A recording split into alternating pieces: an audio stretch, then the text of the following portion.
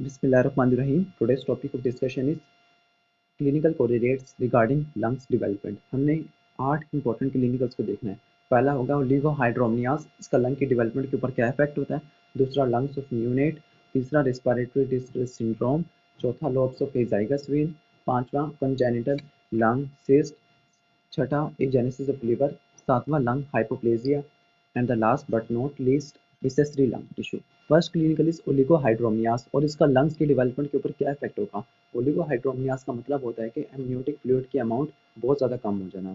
Almost amniotic fluid होता है normally, इसका वॉल्यूम होता है 800 से लेकर 1500 ml। अगर इससे कम हो जाए तो इस कंडीशन को बोलते हैं हम ओलिगोहाइड्रोमियास। ओलिगोहाइड्रोमियास का काज ये था कि जो रीनल सिस्टम था इसकी ऑब्स्ट्रक्शन हो गई थी। ऑब्स्ट्रक्शन होने के नतीजे में जो फीटस यूरिन प्रोड्यूस नहीं कर सकता था, वो यूरिन एमनियोटिक फ्लूइड को कंट्रीब्यूट नहीं करेगा, तो ओलिगोहाइड्रोमियास हो जाएगा। ओलिगोहाइड्रोमियास क्या करेगा, ओलिगो नॉर्मली जो एमनियोटिक फ्लूइड होता है वो फीटल थोरैक्स के ऊपर एक एक्सटर्नल प्रेशर लगाता होता है। वो अगर एक्सटर्नल प्रेशर नहीं होगा क्योंकि ओलिगोहाइड्रोमियास हो चुका है, तो वो हाइड्रोलिक प्रेशर लंग्स के ऊपर कम होगा। हाइड्रोलिक प्रेशर लंग्स के ऊपर कम होगा तो लंग्स के अंदर स्पेशलाइज्ड स्ट्रेच रिसेप्टर होते हैं, उनकी एक्टिवेशन भी नहीं होगी। उनकी एक्टिवेशन नहीं होगी तो फिर कैल्शियम एक सिग्नलिंग फैक्टर के तौर पे काम आता है, वर्किंग भी इम्पेयर्ड हो जाएगी। तो फाइनली एक कंडीशन होगी जिसके नतीजे में लंग्स की डेवलपमेंट सप्रेस होगी। इस कंडीशन को बोलेंगे हम pulmonary hypoplasia. Next condition is lungs of new net. जो हेल्थी लंग्स होते हैं न्यू नेट के, नॉर्मली उसमें एयर होती है। अगर हम उनके पल्मोनरी टिश्यू को बाहर रिमूव करें, वाटर के ऊपर रखें, तो ये लंग्स फ्लोट कर जाएंगे। लेकिन दूसरी तरफ जो डिजीज लंग्स होगा उसमें एयर नहीं होगी बल्कि इसमें फ्लूइड होगा, तो अगर उसको वाटर के ऊपर रखें तो वो फ्लोट नहीं करेगा बल्कि वो सिंक आउट हो जाएगा। इसकी एक मेडिको लीगल इंपॉर्टेंस होती है इस पॉइंट की। कैसे, अगर जो स्टिल बॉर्न बेबी होगा, स्टिल बॉर्न का मतलब ऐसा जो इन्फेंट जो पैदाइशी तौर पे भी पैदा होते ही मर गया, तो वो स्टिल बॉर्न इन्फेंट है, उसके लंग्स अगर चेक करें तो जो लंग्स काफ़ी ज़्यादा फर्म हो गए, यानी काफ़ी ज़्यादा रिजिड हो गए और वो सिंक कर देंगे, फ्लोट नहीं करेंगे, बिकॉज उनके जो लंग्स में फ्लूइड भरा हुआ है, ना कि air. Next clinical is congenital lung cyst. Cyst का मतलब होता है कि किसी भी एपिथेलियल लाइन स्ट्रक्चर की एबनॉर्मल स्वेलिंग जो कोई ना कोई फ्लूइड को सिक्रेट करे, उसको बोलेंगे हम सिस्ट। कंजेनिटल लंग सिस्ट का मतलब एक ऐसी एबनॉर्मल स्वेलिंग होगी जो लंग के टिश्यू को इन्वॉल्व करेगी और वो फ्लूइड को भी सिक्रेट करेगी, लेकिन वो फ्लूइड को ड्रेन प्रॉपर तरीके से नहीं करेगी। इस कंडीशन का कॉज ये होता है कि जो टर्मिनल ब्रोंकाई या फिर लार्जर ब्रोंकाई होगी उनकी एबनॉर्मल डायलेशन हो जाएगी, और ये डायलेशन नॉर्मली लंग्स के पेरिफेरल टिश्यू में ज़्यादा होती है। इसका इफेक्ट क्या होगा, इसका इफेक्ट ये भी हो सकता है कि ये सिस्ट नॉर्मली काफ़ी छोटी और लोकलाइज हो और कुछ कोई इफेक्ट कॉज ना करे, या फिर ये छोटी छोटी सिस्ट मल्टीपल होती है, इतनी ज़्यादा मल्टीपल होती है कि ये लंग्स को एक अपेयरेंस प्रोवाइड करती है। उस अपेयरेंस को बोलते हैं हम हनी कॉम्ब अपेयरेंस, यानी शहद का छत्ता। रेडियोग्राफ पे अगर देखा जाए तो जेनिटल सिस्ट कोई काम नहीं करती, और ये ना सिर्फ फ्लूइड को ड्रेन भी नहीं करती, जिसकी वजह से लंग्स में इन्फेक्शन के चांसेस भी ज़्यादा होते हैं। Clinical is lobe of azygos when. Normally lobe of azygos when right lung में होता है। इसमें होता ही है कि नॉर्मली जो एपिकल ब्रोंकस होता है वो एजाइगस वेन से लैटरली ग्रो करता होता है, लेकिन ये अगर एपिकल ब्रोंकस एजाइगस वेन से लैटरली मूव ना करे बल्कि ये एजाइगस वेन से मीडियली ग्रो करे, तो मीडियली ग्रो करने की वजह से जो वेन होगी वो सुपीरियर लोब के फिशर के दरमियान में आ जाएगी और वहाँ पे एक इम्प्रेशन काज करेगी। वो वाला लोब जिसमें एजाइगस वेन की जो आर्च होती है अपना इम्प्रेशन क्रिएट करे, तो ऐसे लोब को बोलेंगे हम lobe of azygos when. Next clinical is agenesis of lung, यानी लंग के टिश्यू की फॉर्मेशन नहीं हो सकी। इसका कॉज ये होगा कि रिस्पायरेटरी बड की डेवलपमेंट फेल हो गई। ये यूनिलैटरल भी हो सकता है और बायलैटरल भी हो सकता है, लेकिन ये यूनिलैटरल ज़्यादा कॉमन होता है। जो यूनिलैटरल होता है, अगर ये एक साइड पे लंग नहीं है तो दूसरी साइड के लंग्स को काफ़ी ज़्यादा वर्क करना पड़ेगा रिस्पायरेशन को मेंटेन करने के लिए। वो लंग्स काफ़ी ज़्यादा हाइपर एक्सपेंडेड होगा, इतना ज़्यादा हाइपर एक्सटेंडेड होगा कि वो हार्ट और मीडियल स्टेनम को पुश कर देगा दूसरी साइड के ऊपर। तो अगर हमें रेडियोग्राफ पे सिर्फ एक साइड पे लंग्स मिले और दूसरी साइड पर हार्ट और मीडियल स्टेनल पूरा शिफ्ट हो जाए, तो उसका मतलब ये यूनिलैटरल एजेनेसिस की बात कर रहे हैं।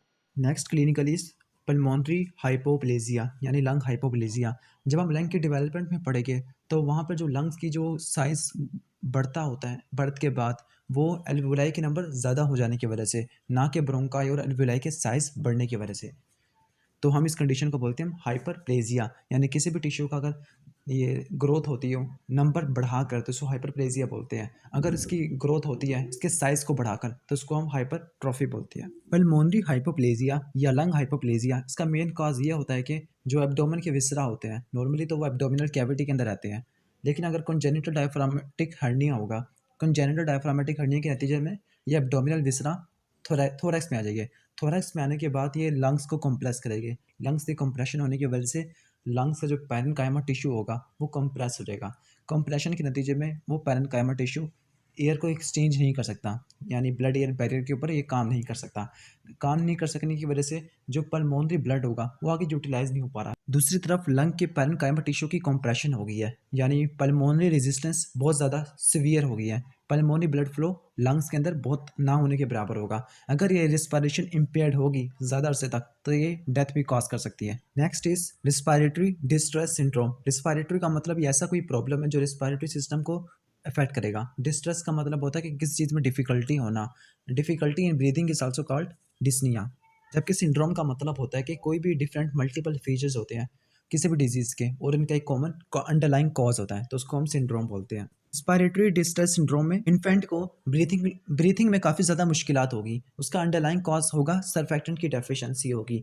Normally surfactant blood air barrier के ऊपर जाके काम करता है, ये वहाँ की सरफेस टेंशन को कम करता है ताकि जो एल्विलाई एक्सपायरेशन के बाद कोलैप्स ना हो सके, यानी ये एटिलैक्टेसिस को प्रिवेंट करता है। अगर सरफेक्टेंट की डेफिशिएंसी हो जाए तो उसकी वजह से आरडीएस हो जाएगा, जिसको हम हाइलीन मेम्ब्रेन डिजीज़ भी बोलते हैं। क्यों बोलते हैं हम उसको भी देखते हैं। सरफेक्टेंट की डेफिशिएंसी होने के क्या क्या कॉज हो सकते हैं। सरफेक्टेंट की प्रोडक्शन होती है टाइप 2 एल्व्यूलर सेल से, और इसके अलावा एक स्पेशलाइज्ड सेल्स भी होते हैं, उनको बोलते हैं क्लारा सेल्स, लेकिन ज़्यादा इंपॉर्टेंट होती है इनकी प्रोडक्शन टाइप 2 से होती है। अगर किसी भी तरह टाइप 2 सेल्स को डैमेज कर दें तो टाइप 2 सेल्स के डैमेज होने की वजह से सरफेक्टेंट की प्रोडक्शन ना होने के बराबर होगी।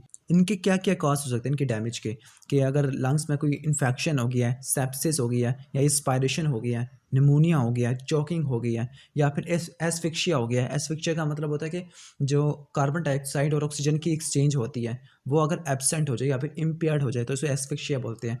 इन चार कंडीशन की वजह से टाइप 2 एल्व्यूलर सेल्स डैमेज हो जाएंगे। डैमेज होने की वजह से सरफेक्टेंट की अमाउंट कम होगी। सरफेक्टेंट कम होगा तो एल्विलाई एक्सपायरेशन के बाद कोलैप्स हो जाएगी, एटिलैक्टेसिस होगा और ब्रीथिंग लेने में काफ़ी ज़्यादा मुश्किलात होगी। इस कंडीशन को बोलेंगे respiratory distress syndrome. Respiratory distress syndrome में जो एल्विलाई होते हैं उनमें एक फ्लूइड की अमाउंट ज़्यादा हो जाती है। वो फ्लूइड में प्रोटीन कंटेंट ज़्यादा होता है और वो फ्लूइड मेम्ब्रेन कोटिंग बनाता है। मेम्ब्रेन कोटिंग बनाता है तो हम इसको मेम्ब्रेन डिजीज़ भी बोलते हैं। और चूंकि जो फ्लूइड होता है एल्विलाई के अंदर उसकी जो नेचर होती है वो ट्रांसपेरेंट होती है, हाइलीन वेराइटी की होती है, ग्लासी, तो हम इसको बोल सकते हैं hyaline membrane disease. Yes, pre mature babies में होता है। तो जो प्री टर्म इन्फेंट होगा उसको अगर हमने ट्रीट करना है तो उसको हम आर्टिफिशियल सर्फेक्टेंट देंगे, या फिर अगर चांसेस हो प्री मेच्योर लेबर होने के तो हम मदर को देते हैं ग्लूकोकॉर्टिकॉइड्स, जिसमें एक इंपॉर्टेंट एग्जांपल है डेक्सामेथासोन की। ये ग्लूकोकॉर्टिकॉइड्स और थायरॉक्सिन ये दोनों सर्फेक्टेंट की प्रोडक्शन को बढ़ा देते हैं। अगर रिस्पायरेटरी डिस्ट्रेस सिंड्रोम को प्रिवेंट करना है तो उसको दो ही हमने बताए थे ट्रीटमेंट, कि आर्टिफिशियल सर्फेक्टेंट दे दो प्री टर्म इन्फेंट को, या फिर प्रेगनेंसी के दौरान जो मदर को ग्लूकोकॉर्टिकॉइड्स यानी डेक्सामेथासोन और थायरॉक्सिन के इंजेक्शन दे दें, वो सर्फेक्टेंट की प्रोडक्शन को स्टिमुलेट करेंगे, जिसकी वजह से आरडीएस होने के चांसेस ना होने के बराबर होंगे।